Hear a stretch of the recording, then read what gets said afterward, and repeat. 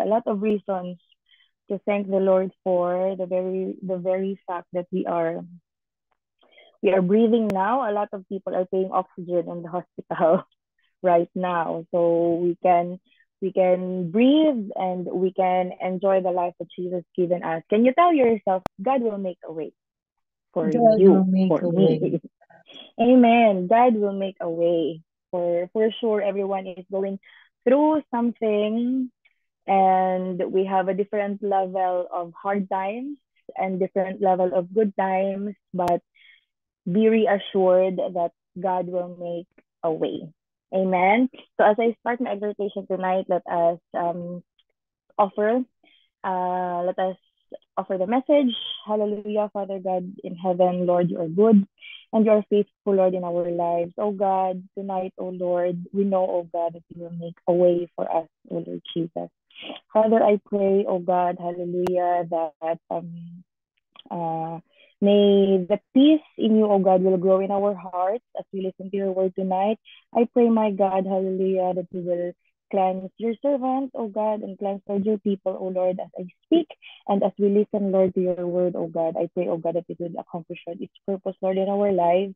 And I pray, my Lord, hallelujah, that we will be able, oh God, to flourish, Lord, hallelujah, as we listen to what you wanted us to be reminded of, oh God. Father, I declare blessings to each one. I pray for receptive hearts, oh God, hallelujah. And I pray, oh Lord Jesus, that whatever comes out from my mouth, oh God, will be the very message, Lord, that you wanted your people, oh God, to hear. Thank you, Lord, for everything. We honor and glorify you, Lord, in Jesus' name. Amen. So, as usual, I will testify as I speak. So, if you have your Bible, I'd like you to open it in First Timothy 2, verses 1 to 8. But I will give highlight in verses 1 to 2 and verse 8. So if you are in NIV version, it says instructions about worship. Instructions about worship, but the text that I will be reading is from NLT version. As I start, I urge you first of all to pray for all people. Ask God to help them, intercede on their behalf, and give thanks for them. Verse 2, it says, pray this way for kings and all who are in authority so that we can live peaceful and quiet lives. We can live peaceful and quiet lives marked by godliness and dignity. So as I was as I was studying the word, Paul wanted to kasi Paul wrote this Timothy kasi the Ephesians were yung mga unang tinuro ni Paul sa kanila, it was already distorted. So, they were already distorted. They were practicing something na hindi naman first-hand na tinuro ni Paul sa kanila. So, this was a reminder na uh, as I accepted the word in verse 2, it says, pray for kings and all who are in authority so that we can live peaceful and quiet lives marked by godliness and dignity. So here, Paul only reminded to pray for the kings and those who are in authority. But I'd like to extend to everyone not to distort what Paul wrote, but to extend yung prayer natin, not only to the kings, but also to our neighbors. You know, yung we always tell at church, sino ba yung neighbors natin? So anyone apart from you is your neighbor. Your wife, your kids, your parents, your brothers and sisters, biologically, and your brothers and sisters in Christ, that is your neighbor. And the following phrase, it says, so that we will live peaceful and quiet lives. Amen. In Romans 12:18, it says, do all that you can to live in peace with everyone. Amen. So one part of living in peace with everyone is to pray for them. Amen. So verse 3, this is good and pleases God our Savior, who wants everyone to be saved and to understand the truth. For there is one God and one mediator who can reconcile God and humanity, the man Christ Jesus. He gave his life to purchase freedom from everyone. This message God gave to the world at just the right time. And I have been chosen as a preacher and apostle to teach the Gentiles this message about faith and truth. I am not exaggerating. I'm just telling the truth, sabi ni Paul. In verse 8, in every place of worship, I want men to pray with holy hands lifted up to God, free from anger and controversy. So again, as I've said, I would only highlight verse 1 and 2 and verse 8. So as I was reading a lot of times this verse, First Timothy 2 verses 1 to 8, I could I could I could really feel the relevance of it with what's happening in my life right now. Most of you have heard about my testimony regarding my the off the record job that I had when I was doing job off the record for few high net worth individual. So I was doing off the record job for them, and all of a sudden, someone just, you know, ill. They were talking. She was talking ill about me, and just like that, that job was taken away from me. I remember testifying that I contested the Lord. Lord, why did you have to take it away from me? So my question was like that. So in verse 8, it reminded me that I have to pray pala free from anger and controversy. So if you are going through something and if you are going through something, because there are prayers and I've heard a lot of prayers na Lord, may untag maano nimo siya oy. Di ba?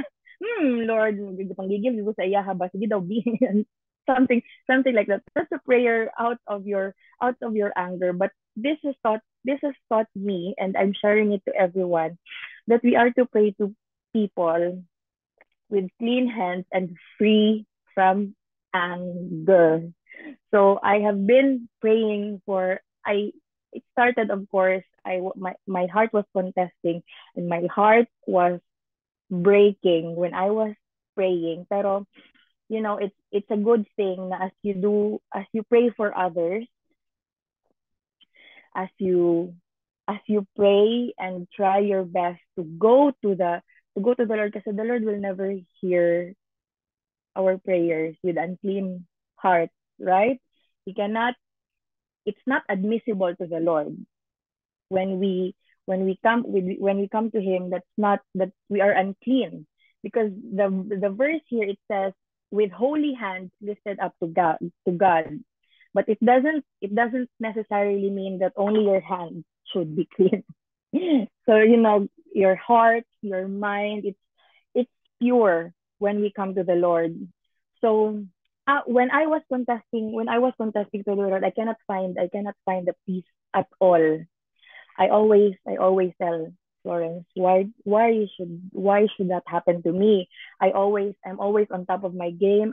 I always do what I had to do for them. I always keep them happy because they hired me to make their life easier. I always make their life easier. Why did it have to happen to me?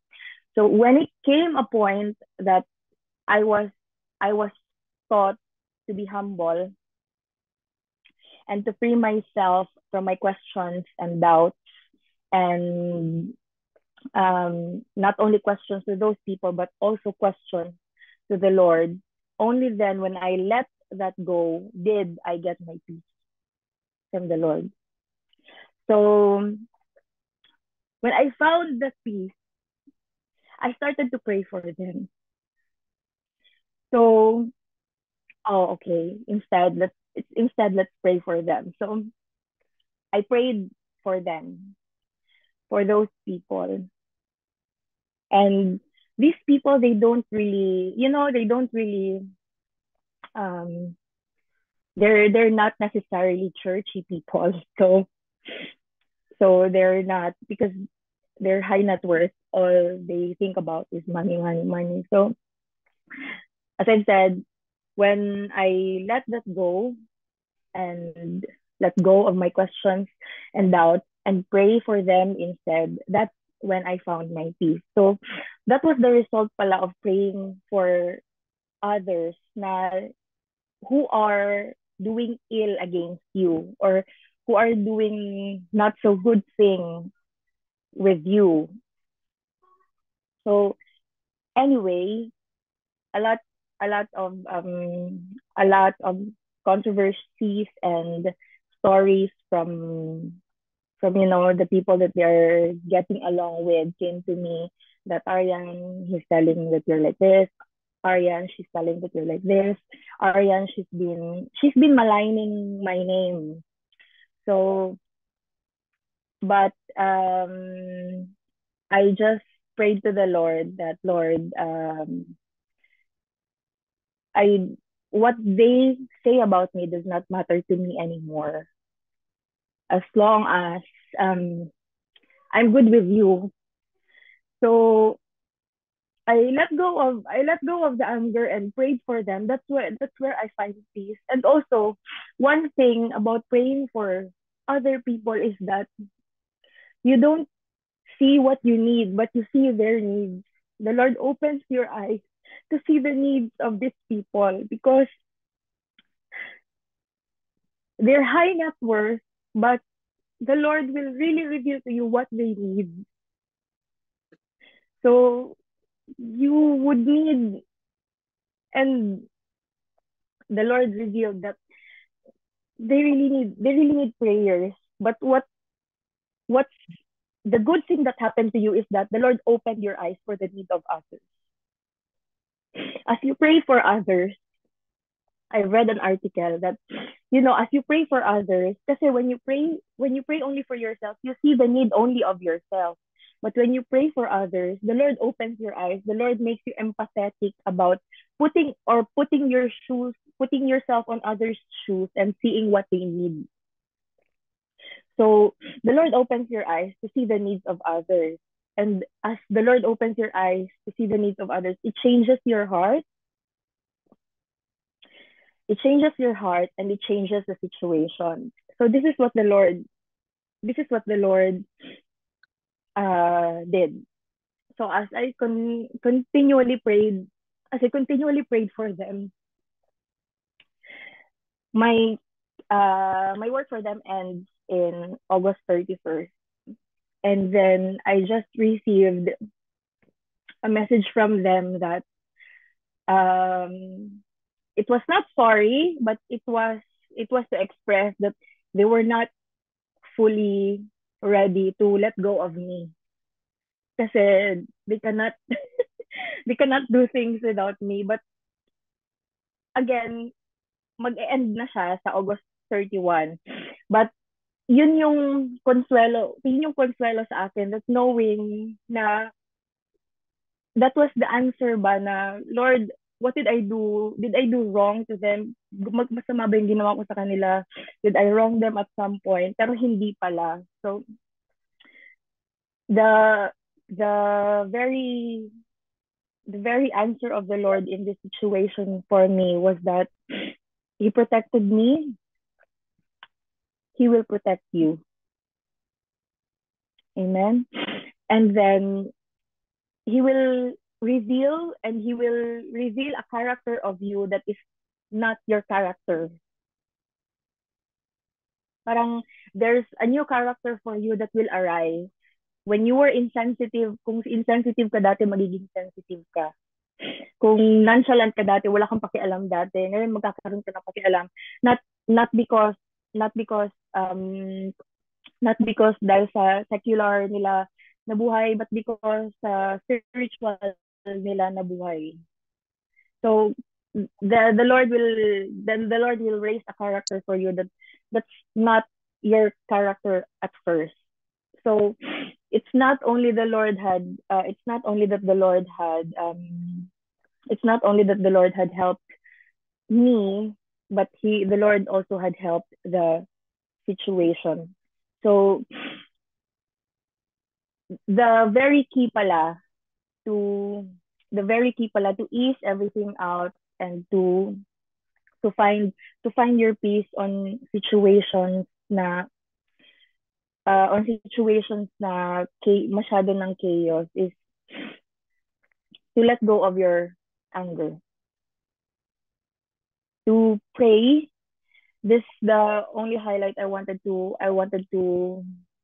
remind everyone right now that as we pray to the Lord right now, in First Timothy 2 verse 8 it says, "In every place of worship, I want man to pray with holy hands lifted up to God,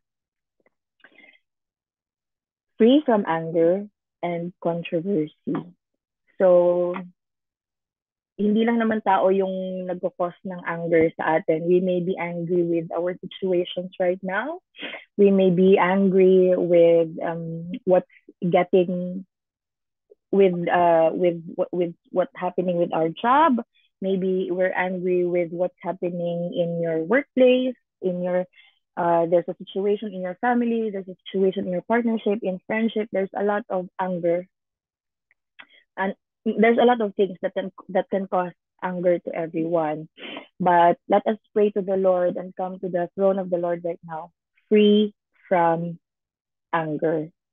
So as we approach the throne of the Lord tonight, I challenge everyone na to allow God and ask God to clean ourselves and let us find freedom in the Lord with our situations right now, and ask the Lord na Lord, make me free from anger, and let's pray for others. So, amen. That's all. And let us proceed to our prayer.